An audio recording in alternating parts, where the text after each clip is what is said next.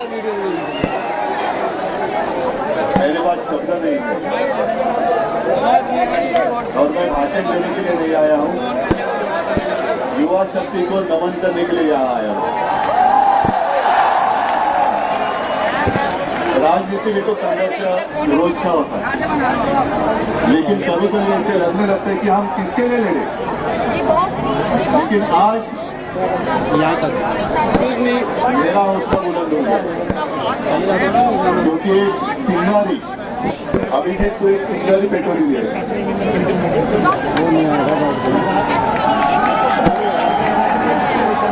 और ये चिंगारी ऐसे बोलने वाली नहीं है, हम नहीं बोलने देंगे। पहले तो मुझे ऐसे लगता था कि यहाँ मुझे आने की कोई आवश्यकता नहीं लगेगी। सरकार ऐसे हमें लग रहा था। मोबाइल ले रखा है अभी, ठीक है। लेकिन शायद आजादी के बाद पहली बार हम देख रहे हैं, अनुभव कर रहे हैं कि ऐसी सरकार जो अपने भविष्य पर लाठियां चलाती है।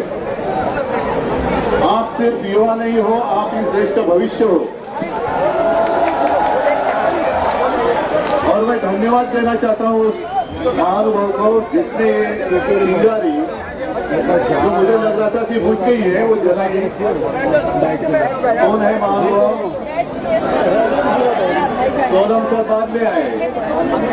पहले जिसने पहले आपको कॉकरोच कहा। ये देश कोई कॉकरोच का देश नहीं है, ये देश कॉकरोच ने नहीं बनाया है। अगर उन दिनों में आजादी के पहले जो हमारे युवा थे, आप ही के उम्र के थे, जैसे हम अभिमान से क्रांतिकारी कहते हैं, जिन्होंने शहादत नहीं दी होती तो आज हमें आजादी देखने के लिए नहीं मिलती। कुछ लोग ऐसे भी थे जो अंग्रेज थे, वो उनको आतंकवादी मानते थे। और अब मुझे यही लगने लगा है कि जो भी आपको आतंकवादी मानता है कि या वो विदेश से आए हैं क्या? आतंकवादी कौन कहता है आपको पता है।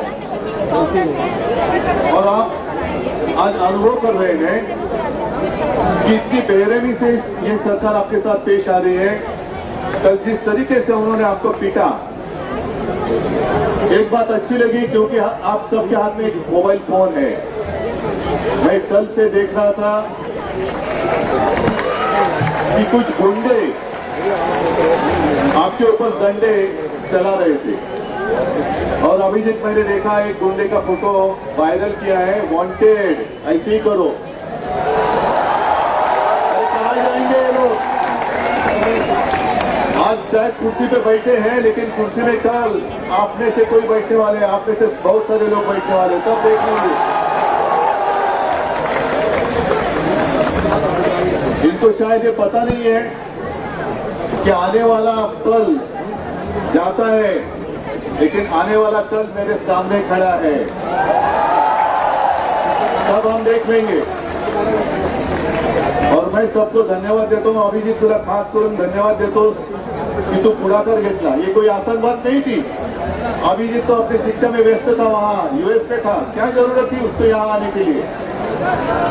लेकिन उसको देखा नहीं गया, कहा नहीं गया कि मेरे ही देश में मेरे साथियों के ऊपर अन्याय हो रहा है। जितने सारे बच्चों ने खुदकुशी की है, मुझे लगता है यहाँ उनकी फोटो लगाई गई। वो एक गाना है ना, वो हमेशा याद रखो, जरा याद करो कुर्बानी। वो आजादी के लिए लड़े थे हमारे जवान, जो सरहद पर खड़े रहते। लेकिन ये मेरे देश में, आजाद देश में बच्चे पेपर लीक के कारण खुदकुशी कर रहे हैं, उसको याद रखना पड़ेगा। ठीक है, चुनाव के लिए 2-3 साल रहेंगे, होने दो। मतलब अपने पास बहुत समय है, अब तो शुरुआत हुई है। अब हमारा जंग शुरू हुआ है। जब तक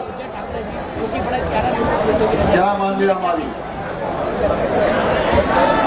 मांग क्या है? सत्ता बदली करना होगा। सिर्फ एक स्पीकर से नहीं चलेगा, पूरी सिस्टम बदली करनी होगी।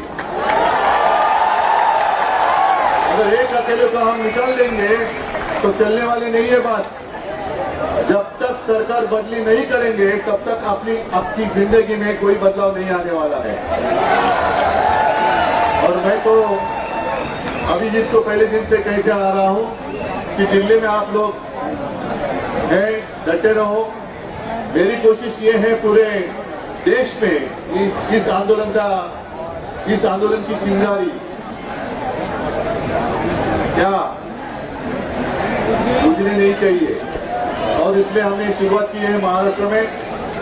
महाराष्ट्र तो आपके साथ खड़ा है और मुझे अभिमान है एक महाराष्ट्र का युवक आपके साथ नेतृत्व कर रहा है। अभिजीत, आपके साथ कितने सारे युवा हैं, कौन कुटुंब आले, सबके साथ मेरी कभी कभी बात होती रहती है। आदित्य के साथ जब बात होती है तो मैं भी बात करता हूं इसके साथ। मैं सबको शुभकामनाएं देने के लिए यहाँ आया हूं और हिम्मत देने के लिए जरूर आया हूं और आपसे हिम्मत लेने के लिए भी आया हूं। तो आप डरिए मत। कल आपने जो भी हिम्मत दिखाई है मैं उसको नमन करता हूं, संतुष्ट वंदन करता हूं। और हम सब साथ हैं और शायद बहुत सालों के बाद जो हमारा देश का बंटवारा करना चाहते थे बीच में मजहब की दीवार खड़ी कर आज वो सारी दीवारें टूट गई हैं और राष्ट्र की ताकत, हर राष्ट्र की भावना एक है। वन नेशन वन इमोशन, सबकी भावना एक है और उस भावना के साथ हम आपके साथ हैं, रहेंगे और अंत तक लड़ेंगे। सबको धन्यवाद। जय हिंद, जय महाराष्ट्र।